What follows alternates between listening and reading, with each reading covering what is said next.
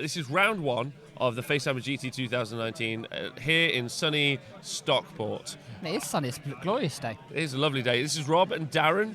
We're your commentary team. We're in battle round 2.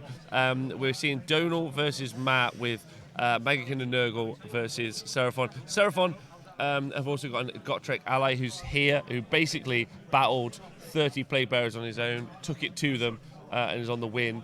Donal won the priority going into turn 2, so he's got the opportunity. So he potentially could get double turn now. Matt's got 2 turns to be about it. Matt's lost his Harbinger of Decay and 30 plague bearers. That's all he's lost so far. So that unit there, this unit here, he's down on points. Can't wait to see what he does in his next turn. However, because there's 100 people at the event, looking to win, then potentially, one of them's going to win, Darren. How do you feel about that? I feel very, very excited about that. I think that one of them will win. I think Donal's got a great chance. He's playing a blinder here, to be fair. This is his first game with them. Ben, has he had any practice games with them at all? Yeah, so he's doing a really good job. I think of isolating. He's taken advantage of some movement mistakes, absolutely, which is what Seraphon really excel at. And you need to get value out of that movement ability. Because that's essentially one of the things that you've got going for you. And he's cleared 30 plague bearers and a harbinger in 2 turns, which that is difficult to do. So I'm impressed by Donal's play. I'd like to see him win as well. The Grot Terrace. He's a personal hero of mine. But there's some real challenge because there's some real names here, right? With some of their best armies. You've got people like James Tinsdale, who's on an absolute run of hands, soft hands with his heels. Yeah, he's kicking butt. Richie, I think, is doing really well with Gits, and after playing Gits a couple of times now, they are much better than I gave them credit for. Certainly in their hero phase. Wanderer Baz, I want to see win with his Wanderers. That would be the ideal. But I can see Mark the Beastman is using Archaon, his Archaon Corn list. Dan Bradshaw's here. I think he's running Vlords. I think he's running Skaven. Obviously, they're filthy. There's loads of people. So it's anyone's game. Vlords, Vermin Lords. I don't think I agree with that. What would you like to call them? I'm not. You called it Nesh earlier as well. Have you got a shortening for everything? Yeah. Yeah. Okay. Give me Idneth Deepkin. It's like when children, when they text speak each other, and they shorten everything down. Is this what you do? Yeah, this is what I do, but with speech, because all the small amount of brain power that I do have goes into playing Warhammer or making lists. So right. Other things. And you can listen to those on Darren's List Diaries, right? That's right. Yes, you can listen to those on Darren's List Diaries. Let me know if you're enjoying them. We're 3 episodes in, aren't we? We are. We're having a great time with it. I think so. We can find out where we are at the tabletop right now, right? What phase are we in? It looks like it's Matt's turn, or is he? Matt's turn. Yeah. So we've gone over to Matt's turn. Good. Is it the hero phase, Ben? So I imagine he's just trying to get some of. Where'd you put Blades of Putrefaction now? I guess you put it on one of those Blight Kings, but they're so neutered that.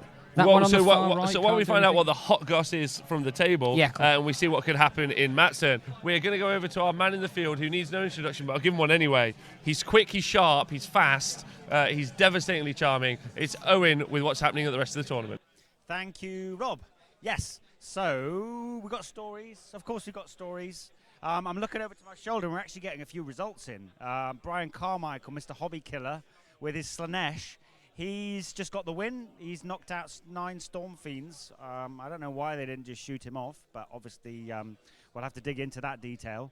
Now, I know the boys have been talking a lot about what's happening on the top tables, but, Tuggy will admit that he's not going to really threaten those upper tables, but he's an absolute legend, and he's just pulled off one of the stories of the round. So he is currently on table 9, facing off against Nigel Barham. Now, this is a local clash, 2 rival clubs. I believe it's the Scribes and the NWA. Now, he's taken off with Archaon. Tuggy's taken off Nigel's Lord of Change, turn 2. So he went into the brims, detonated the brims, Reapers of Vengeance, double activation, through Archaon, into the Lord of Change, double 6, Slayer of Kings. Get off my table. Wow. He had a big smile on his face. He was actually very apologetic, which he shouldn't be, because, you know, he took Dispossessed to Bobo. So, you know, he deserves to actually win a few games and smash some face. So, yeah, but that was a great story. A big smile on his face, and those boys are having a great time. Elsewhere, looking around, I know that there's been a request to find out what's going on in the Dan Ford Alex Bruce match. My Team Wells bro Alex, he's up against it. He really is. He did get the double from 1 to 2, but all those monks on the board, even with Dan failing Death Frenzy, there's an agreement there really that he just can't shoot enough off. And if Dan gets the double from 2 to 3, that is all over. I'm sorry, fellow fans of Wales. Yeah, that's a shame. I think Alex might have to take the loss there. It's just too many bodies on the board. Elsewhere, Battle of the TOs, Ben Curry and Chris Tomlin. Chris, even looking over at the table, it's all going to go down soon, but there's still a lot of dragons on the table there, and a lot of dragon princes. So, you know, there's some pretty key combats now going into turns 2 and 3, and we'll see how that shakes down.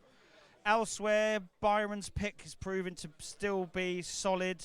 Luke Morton, Eels going crazy. Yeah, you weren't wrong there, Byron. He's doing a good job. Yeah, Christian's got a very unlucky history of facing hard counters in the first round. I think his last 3 events, and he's a very good player. He's playing with Slanesh.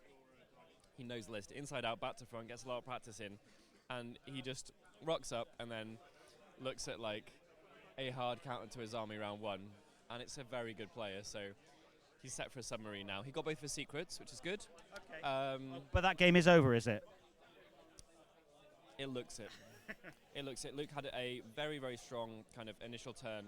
Christian got a bit of summoning. He summoned a load of stuff on the board, but Luke hadn't lost enough of his super flexible, very damagey eels to be able to really, really care. So now there's a lot of bits of summoning spread around the table from the huge amount of depravity that was accrued, but there's 14-inch move eels everywhere, set to charge it.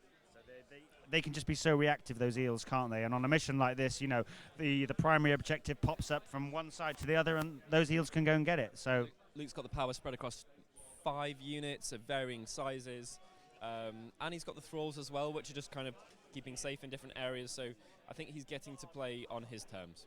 Sweet. Thanks a lot, Byron. Yep, so Byron, the Mystic Meg in the room, I think his pick seems to be correct.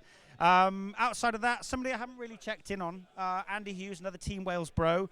He's looking good. He's done a lot of tunneling. He's got 30 Hearthguard bang in the center of the board. He's facing Chris Mills with his Zinch. Obviously, the change host can bring back a lot of brims and blues and what have you, but I think all the pinks are gone, and there's still a lot of ginger dudes on the board, so I think he's going to be all right. 8-5 up on points there. Then a quick little summary elsewhere. Toby against JP. No double, going with the turn order.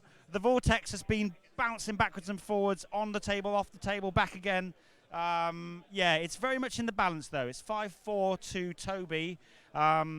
Obviously, JP can bring a lot of stuff back on the board, as is Slanesh's way. So that's tight. Steve Curtis, wow, that all went ham really early. The Pterodons came down, they took out the Arch Regent and the Vargulf, and in return, his Terrorgeist killed 13 Pterodons. Whomp! It was like some sort of Jurassic Park kind of apocalypse going on. It was ridiculous. Outside of that, now, this is really tight. They didn't even look at me when I came up to their table. Laurie Huggett Wild and Ricky Me, that is really tight. Laurie's got good board control. His punchy units in the Hunters, the 6 swords and the 9 sides, have just sat back a little. You can obviously teleport in, but there's a big block of Fire Slayers both in the middle and off to one side. So with the board control and the movement that Laurie's got, if he can, if the dice rolls well and it pops up on the side where Ricky hasn't gone, then he could get that. I'm hoping that the flexibility of the Dreadwood list will allow him to get where he needs to be, because obviously those Slayers do have a lot of punch. Yeah, I think that that, we've got a little announcement. I don't know if you can hear that, but I think outside of that, we're coming into round 3 now. I think the boys want to get back. They want to talk. You've had enough of me. So let's get back. Let's see if Donal can get some more Gotrek kills. Back to the babes in the booth. Thank you so much, Owen. Imagine losing 14 pterodons in a round. That's like devastating, realistically. So yeah, we're back. If you just joined us, this is battle round. This is battle. This is battle round 1. This is battle round 1 for the at the event at FHGT 2019. Apologies there. And I'm Darren. Yeah, that's Darren. I'm Rob. And we've seen Seraphon versus Megan Nurgle. Seraphon have got a Gotrek ally. Gotrek's who's currently here, by the way, trying to fight. But look at Roticus. What a hero. He's engaged Whoa. Gotrek. Who we've just heard has taken a wound from Rotten Flesh. We'll just catch you up with what's happened, though.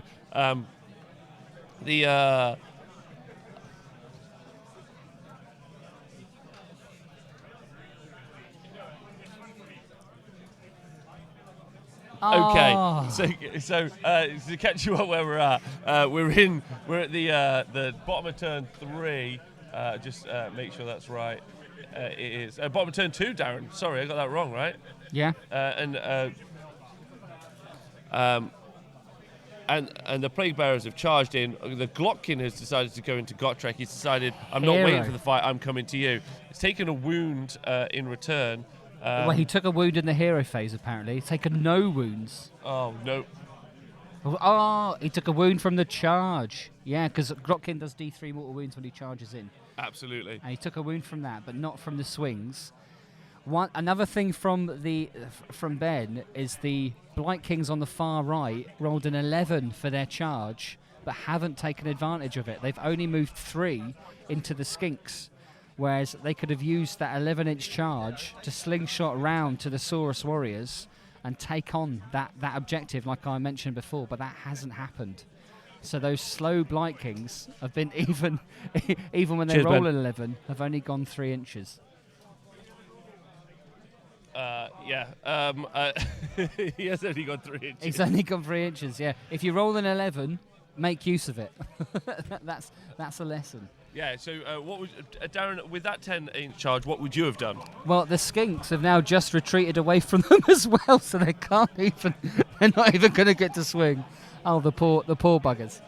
So I would have certainly, with that 11-inch charge, I'd have engaged a couple here, but I got the vast majority of my guys into these, and then been threatening this. I mean, realistically, the Skinks would have been able to probably get away from that, etc.